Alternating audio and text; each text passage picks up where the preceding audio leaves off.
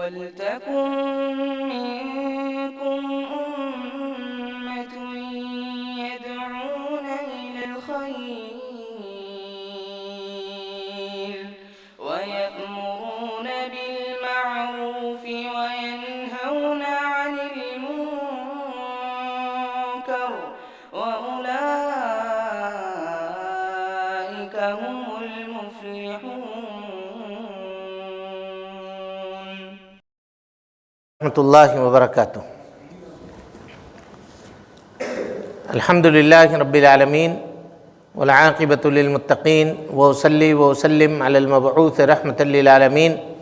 اللہم لا علم الا ما علمتنا وزدنا علما یا کریم. حاضرین گرامی، دوستو، بزرگوں اور ساتھیوں، ایمان کے ارکان میں سے اس کے دوسرے رکن فرشتوں کے اوپر ایمان کے تعلق سے ہم لوگ گفتگو کر رہے ہیں. تو یہ پتہ چلا کہ فرشتوں کا جسم ہے، فرشتوں کے پاس روح ہے، فرشتوں کے پاس عقل ہے، فرشتوں کے پاس عقل ہے. اب فرشتے کی تعداد کتنی ہے یہ کسی کو نہیں معلوم. اس کی صحیح تعداد کا علم یہ کس کو ہے؟ صرف اللہ رب العالمین کو ہے.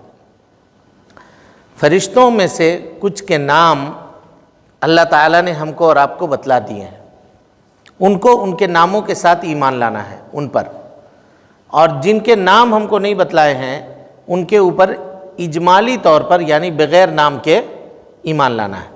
جن فرشتوں کے نام ہم لوگ جانتے ہیں وہ کون کون ہے بتائیے؟ جبرائیل علیہ السلام، میکائیل علیہ السلام، اسرافیل علیہ السلام، اور کوئی چھوٹا؟ اسرائیل علیہ السلام.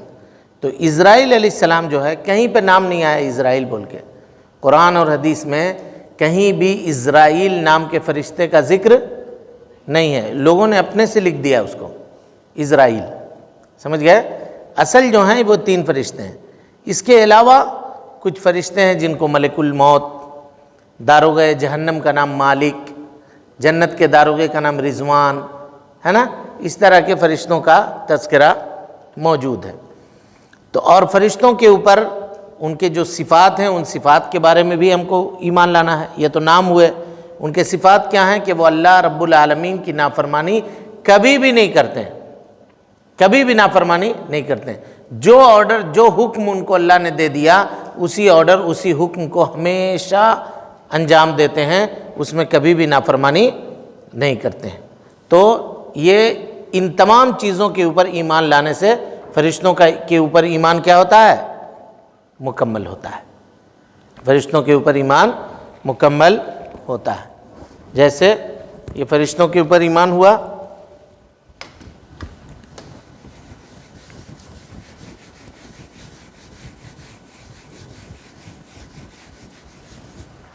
ہے نا. فرشتوں پر ایمان، اس میں یہ ہے کہ فرشتوں کا وجود ہے، ٹھیک ہے، ان کا جسم ہے،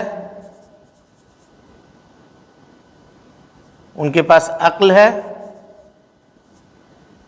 ٹھیک، روح ہے، اور جن کے نام اللہ نے بتلا دیے ہیں ان کے نام کے اوپر ایمان لانا ہے نا. تعداد کسی کو معلوم نہیں ہے نا، بہت زیادہ ہیں، کثرت کے ساتھ ہیں فرشتے، یہ ایمان لانا. اور ان تمام چیزوں کے اوپر ایمان لانے سے فرشتوں کے اوپر ایمان کیا ہوتا ہے؟ مکمل ہوتا ہے. جب آدمی ان تمام چیزوں پر ایمان نہ لائے تو فرشتوں کے اوپر اس کا ایمان مکمل نہیں ہوگا. اب اس کے بعد تیسرا رکن ہے اللہ پر ایمان لانا، فرشتوں پر ایمان لانا. تیسرا رکن کتابوں کے اوپر ایمان لانا. کتابوں کے اوپر ایمان لانے کا مطلب کیا ہے؟ اس بات کے اوپر ایمان لانا کہ کتابیں اللہ رب العالمین کا حقیقی کلام ہے، جن کے ذریعے سے اللہ تعالیٰ نے گفتگو کی ہے نا، جن کے ذریعے سے اللہ تعالیٰ نے گفتگو کی ہے، وہ ان کا کلام ہے. اور یہ اللہ رب العالمین کی طرف سے نازل کردہ ہے، مخلوق نہیں ہے، مخلوق نہیں ہے. کچھ لوگ کہتے ہیں کہ اللہ تعالیٰ نے کلام کو پیدا کیا ہے، جیسے قرآن مجید یہ اللہ تعالیٰ کی مخلوق ہے، نعوذ باللہ من ذالک، کچھ لوگ کہتے ہیں، حالانکہ یہ بات غلط ہے۔ اللہ تعالیٰ کی صفت ہے، اللہ تعالیٰ کی صفت ہے قرآن مجید، اور خالق کی صفت مخلوق نہیں ہوتی ہے، خالق کی صفت مخلوق نہیں ہوتی ہے۔ چلیں، اسی طرح سے اللہ رب العالمین نے ہر رسول کے ساتھ ایک کتاب نازل فرمائی، ہر رسول کے، یہ ایمان لانا کہ ہر رسول کے ساتھ ایک کتاب اللہ تعالیٰ نے نازل فرمائی، اور ہم ان کتابوں پر اللہ تعالیٰ کے نے جو نام بتائے ہیں اور جو چیزیں وارد ہیں ہم ان کے اوپر ایمان لاتے ہیں۔ آخری کتاب جو اللہ رب العالمین نے نازل فرمائی وہ قرآن مجید ہے، اور قرآن مجید کے آ جانے کے بعد قرآن سے پہلے جتنی کتابیں تھیں وہ ساری کی ساری کتابیں کیا ہو گئیں؟ منسوخ ہو گئیں، ریجیکٹ ہو گئیں، ان کتابوں کے احکام کے اوپر اب عمل نہیں کیا جا سکتا ہے۔ اچھا، وہ کتابیں جن کا اللہ تعالیٰ نے نام ہم کو بتلایا ہے، ان کتابوں کو اوپر تفصیلی طور پر ایمان لانا ہے۔ مثال کے طور پر تورات، زبور، انجیل اور صحف ابراہیم اور صحف موسیٰ۔ توریت کس پر نازل ہوئی؟ تورات کس پر نازل ہوئی؟ حضرت موسیٰ علیہ السلام کے اوپر۔ تو یہ ایمان لانا ہے کہ تورات حضرت موسیٰ علیہ السلام کے اوپر نازل ہوئی، انجیل حضرت عیسیٰ علیہ السلام کے اوپر نازل ہوئی، زبور حضرت داؤد علیہ السلام کے اوپر نازل ہوئی، اور قرآن مجید ہمارے آپ کے نبی جناب محمد رسول اللہ صلی اللہ علیہ وسلم کے اوپر نازل ہوئی، اور صحف ابراہیم، صحف موسیٰ یہ حضرت ابراہیم علیہ السلام کے اوپر اور حضرت موسیٰ علیہ السلام کے اوپر نازل ہوئی۔ ان چیزوں کے اوپر ایمان لانے سے کتاب کے اوپر ایمان ہمارا مکمل ہوتا ہے، کتاب کے اوپر ہمارا ایمان مکمل ہوتا ہے۔ اب چوتھی چیز دیکھیے، چوتھا رکن رسولوں کے اوپر ایمان لانا۔ اب رسولوں کے اوپر ایمان لانے کا کیا مطلب ہے؟ کہ اس بات کے اوپر ایمان لانا کہ رسول اللہ تعالیٰ کے بندے ہیں، ربوبیت الوہیت کی کوئی صفت کسی بھی رسول کے اندر نہیں پائی جاتی ہے، یعنی کوئی بھی رسول چاہے کتنا بڑا رسول کیوں نہ ہو وہ عبادت کے لائق نہیں ہے، یہ ایمان لانا۔ اور اسی طرح سے کہ سب اللہ رب العالمین کے جتنے بھی رسول آئے سب اللہ رب العالمین کے بندے ہیں، اللہ تعالیٰ نے ان کو اپنے جانب سے بھیجا اور ان کے جانب وحی کی، اور معجزوں کے ذریعے، آیتوں کے ذریعے اللہ رب العالمین نے ان کی تائید فرمائی، ان کی تائید فرمائی، ان کی مدد فرمائی۔ جیسے حضرت بولیے صالح علیہ السلام کو اٹھنی دے کر کے اللہ تعالیٰ نے مدد فرمائی، حضرت موسیٰ علیہ السلام کو جادوگروں کے مقابلے میں لاٹھی کو سانپ بنا کر کے مدد فرما دیا، حضرت عیسیٰ علیہ السلام نابینا کو یا بیمار کو یا مردے کو چھوتے تھے تو وہ زندہ ہو جاتا تھا، یہ اس کے ذریعے سے اللہ تعالیٰ نے مدد کی۔ اور ہمارے اور آپ کے نبی جناب محمد رسول اللہ صلی اللہ علیہ وسلم کو اللہ تعالیٰ نے بے شمار معجزات عطا کیے، ان معجزات میں سے سب سے بڑا معجزہ قرآن مجید ہے، اس کے ذریعے سے اللہ رب العالمین نے نبی صلی اللہ علیہ وسلم کی مدد فرمائی۔ تو یہ ساری چیزوں کے اوپر ہم کو ایمان لانا ہے، اور اجمالی اور تفصیلی ایمان بھی رسولوں کے اوپر لانا ہے۔ مطلب وہ رسول جس کے نام ہم کو نہیں پتا ہیں ان کے اوپر ہم کو ایسے ایمان لانا ہے کہ وہ رسول تھے، کیونکہ اللہ تعالیٰ نے کہا وَلَقَدْ بَعَثْنَا فِي كُلِّ أُمَّةٍ رَسُولًا، ہر امت میں اللہ نے ایک رسول بھیجا ہے، ہر امت میں، یعنی کوئی امت دنیا میں ایسی نہیں گزری جس کے پاس رسول نہیں آیا، ہر امت میں رسول آیا۔ لیکن کچھ رسولوں کے نام ہم کو معلوم ہے اور کچھ رسولوں کے نام ہم کو معلوم نہیں ہے۔ جن رسولوں کے نام ہم کو معلوم ہے ان کے اوپر ویسا ایمان لانا ہے کہ وہ رسول تھے، فلاں قوم میں آئے تھے، فلاں جگہ پیدا ہوئے تھے، اپنے قوم کو اس طرح سے دعوت دی، جیسے حضرت نوح علیہ السلام 950 سال تک اپنے قوم والوں کو دعوت دیتے رہے، پھر اللہ تعالیٰ نے ان کے اوپر طوفان بھیجا، کشتی میں سوار کیا، جو جو واقعہ ہے اس کے اوپر تفصیلی طور پر ایمان لانا ہے نا۔ اسی طرح سے رسولوں میں کچھ لوگ اولی العزم ہیں، اولی العزم رسول ہیں، ہمت والے اور حوصلے والے رسول ہیں، جن کا تذکرہ اللہ تعالیٰ نے فرمایا کہ وہ محمد صلی اللہ علیہ وسلم ہیں، حضرت نوح علیہ السلام ہیں، حضرت ابراہیم علیہ السلام ہیں، حضرت موسیٰ اور حضرت عیسیٰ علیہ السلام ہیں۔ تو ان چیزوں کے اوپر ایمان لانے سے رسولوں کے اوپر ایمان مکمل ہوتا ہے، رسولوں کے اوپر ایمان مکمل ہوتا ہے۔ اب کوئی آدمی یہ کہے کہ ہم اللہ کے نبی صلی اللہ علیہ وسلم پر ایمان لائیں گے، حضرت موسیٰ کے اوپر اور حضرت عیسیٰ کے اوپر ایمان نہیں لائیں گے، تو وہ آدمی ایمان لانے والا ہوگا مکمل؟ نہیں۔ اور کوئی آدمی یہ کہے کہ ہم حضرت عیسیٰ پر ایمان لائیں گے لیکن محمد صلی اللہ علیہ وسلم کے اوپر ایمان نہیں لائیں گے، تو وہ کیا ایماندار ہوگا؟ نہیں ہوگا۔ نبی صلی اللہ علیہ وسلم نے فرمایا کہ میرے دنیا میں آ جانے کے بعد اگر کوئی بھی آدمی میرے ایمان لانے سے انکار کرے گا، میرے اوپر ایمان لانے سے انکار کرے گا تو وہ مسلمان نہیں ہو سکتا ہے، مسلمان نہیں ہو سکتا ہے۔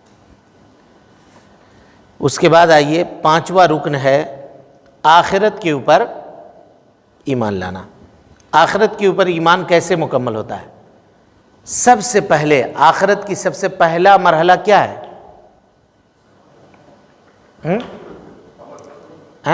اس سے پہلے موت، مرنا ہے۔ تو مرنے کا معاملہ ایسا ہے کہ لوگوں نے اللہ کا انکار کیا، رسولوں کا انکار کیا، لیکن کوئی بھی آدمی اس بات کا انکار نہیں کر سکتا ہے کہ وہ نہیں مرے گا۔ کوئی کر سکتا ہے؟ کوئی آدمی دنیا میں ایسا بول سکتا ہے کہ ہم زندہ رہیں گے ہمیشہ؟ کبھی نہیں بول سکتا۔ تو موت کے اوپر ایمان لانا، اور موت کے بعد جو واقعات رونما ہوں گے ان واقعات کے اوپر ایمان لانا۔ قبر کی زندگی، قبر میں سوال و جواب ہوگا، امتحان ہوگا، پوچھیں گے، فرشتے آئیں گے، ہے نا، اٹھائیں گے۔ اور ہم نے آپ کو سامنے کہہ دیا کہ قبر کے جو حالات ہیں اس کا تجربہ ہم کو نہیں ہے، اسی لیے ہم اس کے بارے میں پوری تفصیل اگر چاہیں گے تو نہیں کر سکتے۔ اچھا، کسی آدمی کو دفن کرنے کے بعد اگر کیا اس کے قبر میں آپ کیمرہ لگا دیں گے تو کیا آپ کو نظر آئے گا؟ نہیں نظر آئے گا۔ فرشتوں کے اوپر ایمان لانا ہے، سوال و جواب کے اوپر ایمان لانا ہے، قبر کے اچھائی کے اوپر اور قبر کے برائی کے اوپر ایمان لانا ہے۔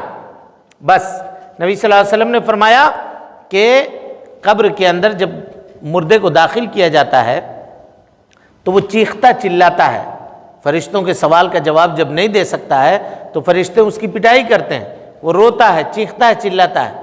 اگر تم اپنے مردوں کو دفن کرنا چھوڑ نہیں دو گے تو میں اللہ سے دعا کرتا کہ اللہ تعالیٰ وہ آواز تم کو سنا دے، اس کے رونے کی آواز تم کو سنا دے، لیکن تم لوگ اپنے مردوں کو دفن کرنا چھوڑ دو گے، اسی لیے میں وہ آواز سنانے کی دعا نہیں کر رہا ہوں۔ لیکن انسان کے علاوہ جتنے جانور ہیں وہ سب سنتے ہیں اس کے رونے کی آواز۔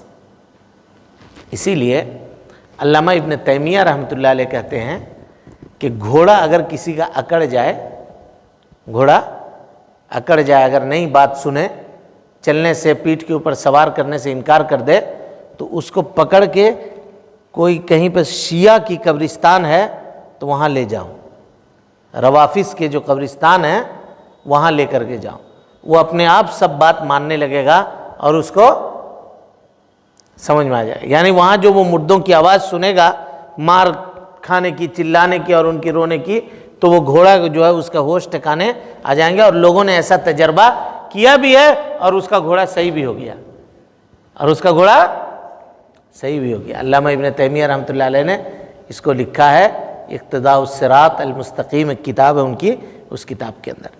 بہرحال تو ہم کو اس کے اوپر ایمان لانا ہے۔ یہ قبر کے بارے میں ایمان لانا ہے کہ قبر میں نعمت بھی ملے گی اور قبر میں عذاب بھی ملے گا۔ اچھا آدمی ہے تو نعمت اور برا آدمی ہے تو عذاب، یہ اس کے اوپر ایمان لانا۔ اسی طریقے سے قبر کی زندگی ختم ہو جانے کے بعد قیامت کے اوپر ایمان لانا، سور پھونکے جانے کے اوپر ایمان لانا، جب سور پھونکا جائے گا تو لوگ اپنے قبروں سے اٹھیں گے، اس کے اوپر ایمان لانا، میزان کے اوپر ایمان لانا، قیامت کے دن اللہ تعالیٰ میزان رکھے گا، نامہ اعمال کو تولے گا، اس کے اوپر ایمان لانا، پل صراط کے اوپر ایمان لانا، حوض کوثر کے اوپر ایمان لانا، نبی صلی اللہ علیہ وسلم کی شفاعت کے اوپر ایمان لانا، جنت کے اوپر، جہنم کے اوپر ایمان لانا ہے نا، اور قیامت کے دن جنتی لوگ، نیک لوگ اللہ رب العالمین کا دیدار کریں گے، اس بات کے اوپر ایمان لانا، اور اس طرح کی اور جتنی چیزیں ہیں ان تمام چیزوں کے اوپر ایمان لانا، یہ ایمان لانا کہ جنت اور جہنم ابھی بھی موجود ہے اور یہ ہمیشہ باقی رہیں گے۔ کچھ لوگ کہتے ہیں نہیں جنت ختم ہو جائے گی، جہنم ختم ہو جائے گی، نہیں نہیں نہیں، کبھی بھی ختم نہیں ہوگی، ہمیشہ یہ دونوں موجود رہیں گے۔ تو آخرت کے اوپر ایمان لانا، موت سے لے کر کے قیامت تک کی جتنی باتیں اللہ کے نبی صلی اللہ علیہ وسلم نے بیان فرمائی ہے اور اللہ رب العالمین نے قرآن مجید کے اندر بیان فرمایا ہے، اس کے اوپر ایمان لانا۔ اب اس کے بعد چھٹا رکن اور آخری رکن کیا ہے؟ تقدیر کے اوپر ایمان لانا، تقدیر کے اوپر ایمان لانا۔ تقدیر کبھی خیر کی ہوتی ہے اور کبھی کس کی ہوتی ہے؟ شر کی ہوتی ہے۔ وَتُؤْمِنَ بِالْقَدْرِ خَيْرِهِ وَشَرِّهِ، اللہ کے نبی صلی اللہ علیہ وسلم نے فرمایا تم ایمان لاؤ تقدیر کے اوپر، چاہے اچھی تقدیر ہو یا بری تقدیر ہو۔ تقدیر کے اوپر ایمان لانا 4 باتوں کے اوپر مکمل ہوتا ہے۔ کتنی باتوں کے اوپر؟ 4 باتوں کے اوپر۔ سب سے پہلی چیز علم ہے نا، اس بات کے اوپر ایمان رکھنا کہ اللہ تعالیٰ کو ہر چیز کا تفصیلی اور اجمالی علم ہے، اور اللہ تعالیٰ ان چیزوں کو سب سے پہلے جانتا ہے نا، شروع سے اللہ تعالیٰ ان چیزوں کو جانتا ہے، جس کے بارے میں اللہ تعالیٰ فرماتا ہے یعلم ما بین ایدیہم وما خلفہم، اللہ تعالیٰ سامنے کی چیز کو بھی جانتا ہے اور خلفہم پیچھے کی چیز کو بھی جانتا ہے۔ ہر چیز کو اللہ رب العالمین کے علم میں ہر چیز ہے، اللہ رب العالمین کے علم سے کوئی بھی چیز پوشیدہ اور مخفی نہیں ہے، پہلی چیز۔ دوسری چیز اس بات کے اوپر ایمان لانا کہ قیامت تک رونما ہونے والی چیز اور قیامت کے بعد بھی ہونے والی چیز کو اللہ رب العالمین نے تقدیر کے اندر لکھ دیا ہے۔ تقدیر کے اندر کیا کیا ہے؟ لکھ دیا ہے۔ اللہ تعالیٰ کا فرمان ہے وَمَا مِن غَائِبَةٍ فِي السَّمَاءِ وَالْأَرْضِ إِلَّا فِي كِتَابٍ مُبِينٍ، کوئی بھی چیز آسمان و زمین میں پوشیدہ سے پوشیدہ کیوں نہ ہو، اللہ رب العالمین نے اس کو کھلی ہوئی کتاب کے اندر لکھ کر کے رکھا ہے۔ تو تقدیر کے اوپر ایمان لانے کے مرتبے میں سے سب سے پہلا مرتبہ کیا ہوا؟ علم۔ دوسرا مرتبہ کیا ہوا؟ کتابت، اللہ تعالیٰ نے اس کو لکھ رکھا ہے۔ تیسری چیز ہے مشیت۔ کیا ہے؟ مشیت۔ مشیت مانے ارادہ، مشیت کے مانے ارادہ۔ اس بات کے اوپر ایمان لانا کہ اللہ تعالیٰ جو چاہتا ہے وہ ہوتا ہے، اور اللہ تعالیٰ جو نہیں چاہتا ہے وہ چیز نہیں ہوتا ہے۔ اور اس بات کے اوپر بھی ایمان لانا کہ بندے کو بھی اختیار ہے، بندے کو بھی اختیار ہے۔ اللہ رب العالمین ایسا نہیں ہے کہ بندے کو مجبور پیدا کیا ہے، اختیار ہے۔ بندہ نیکی کرتا ہے تو اپنے مرضی سے کرتا ہے کہ نہیں کرتا ہے؟ برائی کرتا ہے تو اپنے مرضی سے کرتا ہے کہ نہیں کرتا ہے؟ کہ برائی کرنے والے کو کوئی آدمی زبردستی لے جاتا ہے کہ چلو برائی کرو، یا نیکی کرنے والے کے اوپر کوئی آدمی، کبھی اللہ تعالیٰ زبردستی کرتا ہے کہ نہیں یہ نیکی کرو؟ حکم دے دیا، ہم کو عقل دے دی، نبیوں کو بھیج کر کے بتا دیا یہ کام کرو گے تو جنت جاؤ گے، یہ کام کرو گے تو جہنم جاؤ گے۔ ہم کو خود سے فیصلہ کرنا ہے کہ ہم کو جنت والا کام کرنا ہے یا جہنم والا کام کرنا ہے۔ تو اللہ تعالیٰ فرماتا ہے وَمَا تَشَاءُونَ إِلَّا أَن يَشَاءَ اللَّهُ، اور تم نہیں چاہ سکتے مگر وہ چیز جس کو اللہ رب العالمین چاہے۔ ہماری مشیت، ہمارا ارادہ یہ اللہ رب العالمین کے ارادے کے تابع ہے، ارادے کے تابع ہے۔ اور اس کے بعد چوتھی چیز جس سے تقدیر کے اوپر ایمان مکمل ہوتی ہے وہ ہے خلق، یعنی اللہ تعالیٰ، اس بات کے اوپر ایمان رکھنا ہم کو اور آپ کو کہ اللہ تعالیٰ اور نے بندے کو اور اس کے اعمال کو اللہ تعالیٰ نے پیدا فرمایا ہے، اللہ تعالیٰ نے پیدا فرمایا ہے۔ اور اسی طرح سارے کائنات میں جو کچھ ہے اس کو پیدا کرنے والا کون ہے؟ اللہ رب العالمین ہے۔ اللہ تعالیٰ فرماتا ہے اللہ خالق کل شیء، اللہ رب العالمین نے ہر چیز کو پیدا کیا۔ واللہ خلقکم وما تعملون، اللہ تعالیٰ کہتا ہے اللہ نے تم کو پیدا کیا اور تم جو عمل کرتے ہو اس کو بھی اللہ نے پیدا کیا۔ یعنی ہمارے طرف سے جو اچھی اور بری عمل صادر ہوتی ہیں اس سب کا خالق کون ہے؟ اللہ رب العالمین ہے۔ ان چار چیزوں کے اوپر جب آدمی ایمان لاتا ہے تو تقدیر کے اوپر اس کا ایمان مکمل ہوتا ہے، تقدیر کے اوپر اس کا ایمان مکمل ہوتا ہے۔ چلے اب یہاں آ کے ہم لوگ ایک مقام پر رک گئے ہیں، اب انشاءاللہ جو ہے تیسرا درجہ جو ہے احسان، اس کو پھر آئندہ کے درس میں اس کی وضاحت ہم آپ کے سامنے کریں گے انشاءاللہ۔ اللہ رب العالمین سے دعا ہے کہ اللہ تعالی ہمیں اور آپ کو حسن عمل کی توفیق دے، رب العالمین ہم سب کی اصلاح فرمائے، نیکیوں کو قبول کرے، سیئات سے درگزر فرمائے، جب تک زندہ رکھے دین اسلام پہ زندہ رکھے، اور جب اٹھائے ایمان پہ اٹھائے۔ آمین۔ وآخر دعوانا ان الحمدللہ رب العالمین۔